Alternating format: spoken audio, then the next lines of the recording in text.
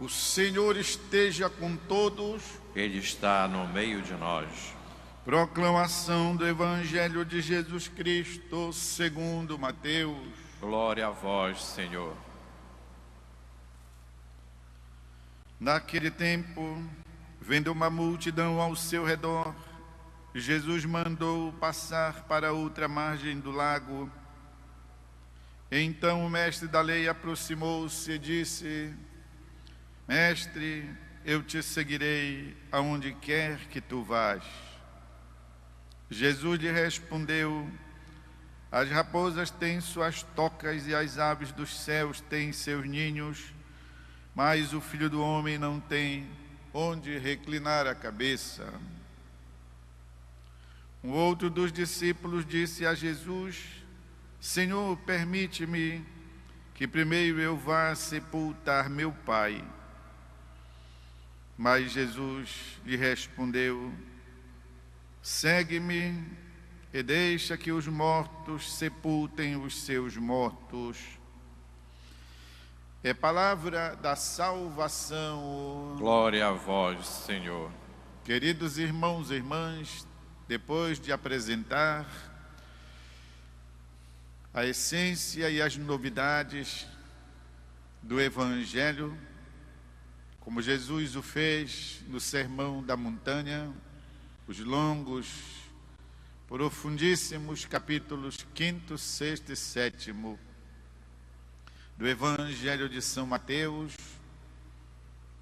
Jesus apresentando ali todas aquelas exigências novas ou renovadas da lei antiga, do comportamento dos homens, do modo de viver a vida de religião.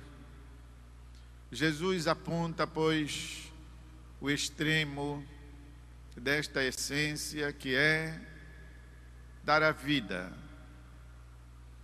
e dar a vida pelos inimigos.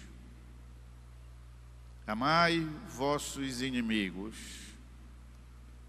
Nenhum outro mestre religioso, nenhum fundador de religião, nenhum outro Deus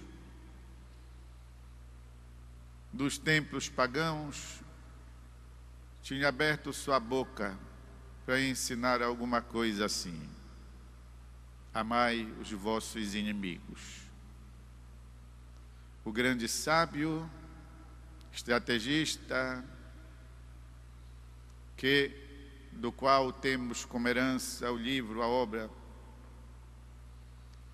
A Arte da Guerra, Sun Tzu, na sua sabedoria milenar, herdeiro das tradições chinesas, no 4º século antes de Cristo, chegou a dizer: os soldados vencidos devem ser tratados com dignidade e respeito. Mas não falou que precisariam ser amados. Só nosso Senhor Jesus Cristo, Filho de Deus mesmo, embaixador do céu e da terra, veio até nós para nos ensinar isso: o amor dos inimigos. De modo que o seguimento de Jesus Cristo se apresenta para aqueles que estão dispostos a isso. E o martírio é a expressão da disponibilidade maior. O testemunho maior do cristão é o martírio. Exatamente, dar a vida por amor de Deus e das pessoas. E agora Jesus, nosso Senhor, está, pois, fazendo, digamos, a colheita, não é? Quem é que quer vir? Quem quer me acompanhar? Afinal, quem está decidido? E ao fazer a proposta, estes dois, pois, se apresentam aqui, diante do Senhor. Mestre, eu te seguirei onde quer que tu vás. Depois de ter escutado todo o teu sermão da montanha, as tuas exigências, a lei nova, eu seguir-te-ei. E Jesus lhe dá uma resposta assim, que joga uma baldada de água fria, não é isso? Em cima do ardor. Imaginemos que seja um jovem. Eu te seguirei. Quem tem família, quem tem compromissos, não se dispõe assim facilmente. Diríamos que é um jovem solteiro, não é? Ele é que pode ainda se desembaraçar facilmente dos afetos familiares e ir. E Jesus lhe responde: olha, garoto, vem cá. As raposas têm suas tocas, as aves do céu têm ninhos, mas eu não tenho onde encostar a cabeça. Nem mesmo um cepo de pau, nem uma pedra. Imaginas um travesseiro. Uma vez mais, Jesus está colocando diante daquele jovem, daquela pessoa, a proposta radical dele. Jesus não altera a radicalidade da vida do cristão. E depois, ao contrário, quem sabe para um assim, que não estivesse muito entusiasmado, quem sabe até um tanto, algo assim diferente, a este Jesus ordena: segue-me. Está no imperativo, vem. O tom de voz dá, pois, o sentido da ordem. E ele vai se escusar, vai se desculpar. Olha, acontece, sabe, que o meu pai está morto, está lá no meio da casa, no caixão. Depois do enterro dele eu venho. A esse, Jesus, ao invés de diz alguma coisa inesperada: deixa que os mortos enterrem os seus mortos, tu vens e segue-me.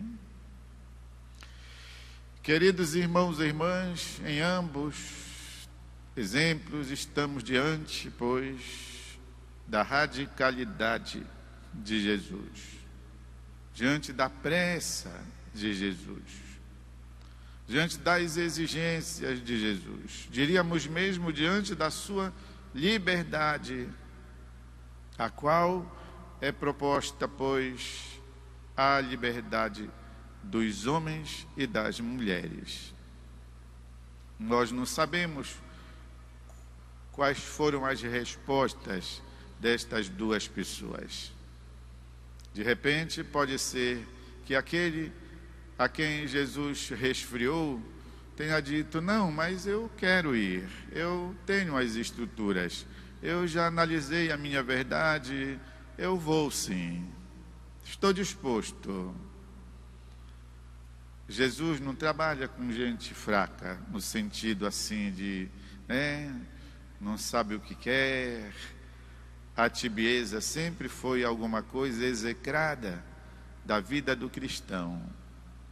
Santo Antônio Maria Zacarias dizia que a tibieza é a maior inimiga que tem de Jesus crucificado. Por quê? Porque ela atrapalha, ela atravanca a caminhada do cristão rumo à perfeição, a que todos somos chamados. Sede perfeitos como vosso Pai Celeste é perfeito. E a tibieza, ou seja, aquela moleza espiritual, aquela preguiça interior, é a inimiga número 1 dos discípulos missionários de Jesus. Assim como não sabemos se o jovem a quem Jesus não deixou sequer sepultar seu pai, os mortos, que aqui tem um sentido simbólico, não é que Jesus fosse cruel a esse ponto. Ele está falando exatamente de que determinadas realidades que não tem nada a ver com o discípulo missionário, não é para a gente perder tempo com elas. Deixa isso para outros. o discípulo missionário tem bem mais o que fazer. Pode ser que de repente o jovem tenha obedecido. Tá bom, eu vou mesmo deixar estas coisas menos importantes do que o anúncio do reino e vou com você. Queridos irmãos e irmãs, esta é a proposta de Jesus Cristo que nós temos sempre diante de nós. Nós não devemos confundir a misericórdia de Jesus com a moleza espiritual, com a preguiça interior. Não devemos confundir Jesus, que é misericordioso, paciente, com a tibieza.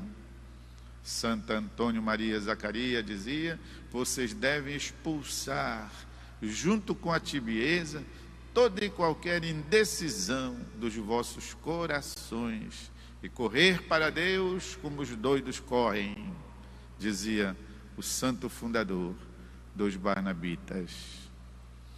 Pois é, meus irmãos e irmãs, sempre colocados diante da verdade da palavra, a qual, como ela própria se auto-intitula, é luz. Tua palavra, Senhor, lâmpada para os meus pés. Façamos um instante de silêncio, deixemos cair a riqueza da palavra de Deus no terreno do nosso coração.